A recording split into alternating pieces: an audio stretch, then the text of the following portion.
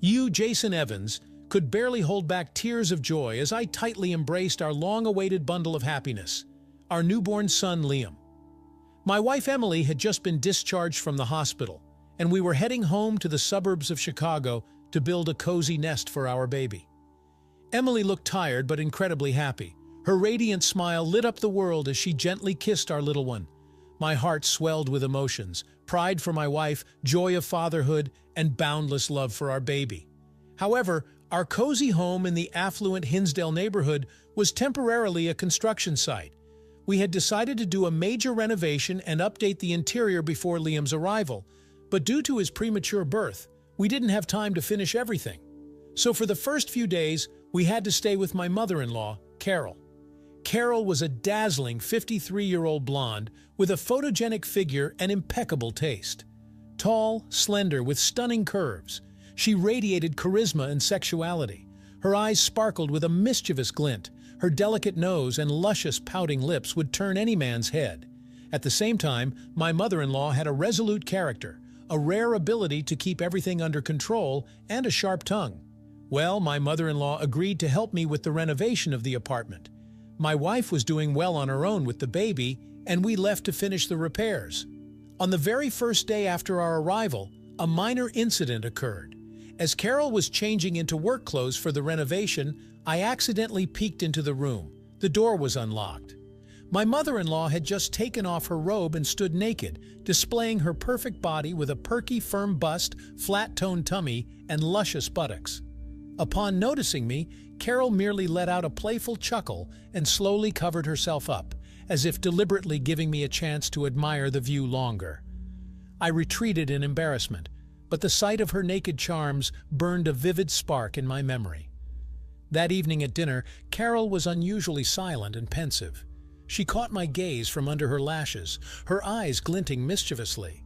Something told me that my mother-in-law remembered that risky incident and was deliberately teasing me with her meaningful looks.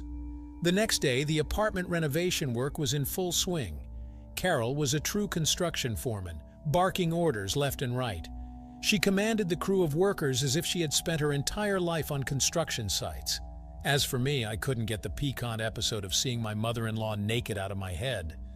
Every time Carol bent over or reached for something, giving me a chance to admire her luscious curves and her tight top and shorts, I caught myself shamelessly ogling her appetizing contours. My gaze kept lingering on her ample bust, straining against the tight fabric, the tantalizing curve of her hips, or her taut buttocks. Unworthy fantasies swirled in my head, where I tore off her clothes and passionately kissed her flushed body. Male desire kept smoldering stronger and stronger. In the evening, after the work was done, Carol and I unwound with a glass of wine on the terrace, enjoying the sunset.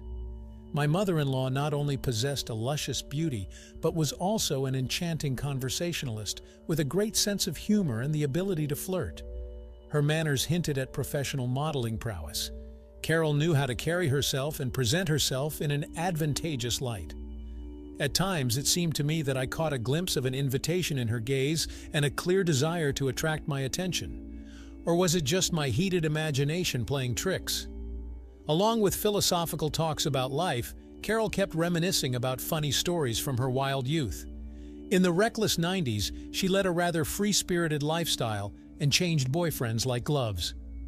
One time, I even had a fling with several guys at the same time, my mother-in-law confessed with a chuckle, playfully tapping me on the nose. They were all such cuties, I just couldn't decide who to date. But then I got bored with those games and quit. She fluttered her eyelashes dramatically and licked her lips suggestively, provoking me into new fantasies. So, this is what my promiscuous mother-in-law is like. After the third glass of wine, the conversation took an overtly frivolous turn. Carol kept gesticulating animatedly, causing her robe to part slightly, tantalizing me with glimpses of her luscious DGC colletage and seductive curves. "Hey, buddy, you're not zoning out on me, are you?" Carol suddenly laughed playfully, catching my next hungry glance directed at her ample cleavage. I tried to explain myself, but only ended up more entangled. "Sorry, it's just that you're such an incredibly attractive woman." "Oh, come on, Jason. My mother-in-law slowly licked her luscious, pouting lips. I can see how you've been devouring me with your eyes these past few days. Is something bothering you? Or maybe the sight of me arouses you? Our eyes met, and hers unmistakably flashed with something akin to a challenge and mischievous interest.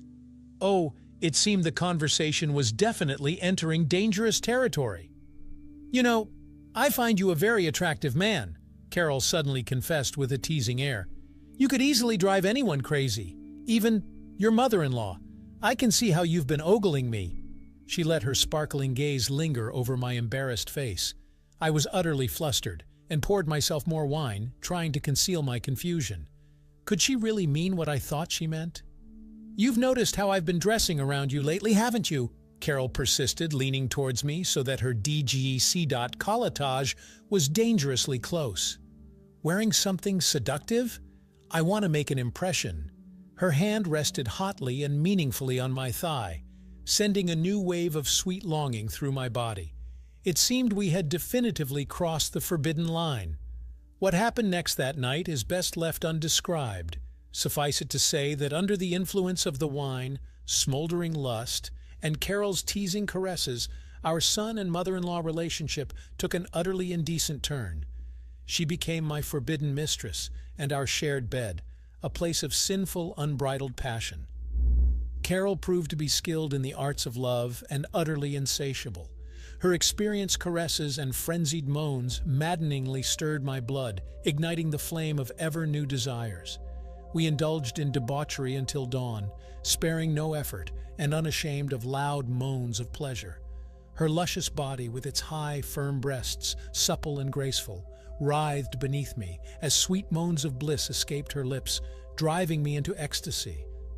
I couldn't tear myself away from the alluring curves of her form, from the enticing scent of her perfume, and the tantalizing sweetness of the forbidden fruit. Carol was a shameless and insatiable mistress, unveiling ever new and forbidden realms of pleasure before me. When the first rays of dawn peeked through the window, we briefly fell into an exhausted slumber in each other's arms. But in the morning, we were overwhelmed with shame for our sinful indulgences the night before. Carol looked at me with a guilty expression. Listen, Jason. Carol hesitated for a moment, as if searching for words. What happened last night was just a momentary weakness, you understand? We shouldn't have allowed it. I nodded, unable to find the words. My mouth was dry with embarrassment and memories of our night's pleasures. Nobody. You hear me? Nobody must find out that we, you know? Carol swallowed hard. I would be too ashamed to look your wife in the eye, and I feel sorry for the baby. He's innocent in all this. Of course, I won't breathe a word to anyone, I hastened to assure my mother-in-law. This secret will remain just between us. Good boy, Carol sighed in relief, patting me on the shoulder. But we need to come up with something to hide the traces of our night, of debauchery. What do you mean? Well, you see, her voice dropped to a whisper. This bed is utterly permeated with the scent of sin and debauchery. We need to urgently put together a new, clean bed for you. Otherwise, Emily will figure it all out and raise hell. Shortly after, Carol and I diligently set about assembling a new bed from an IKEA kit. We worked silently and matter-of-factly, as if nothing untoward had happened the night before. But we both knew perfectly well.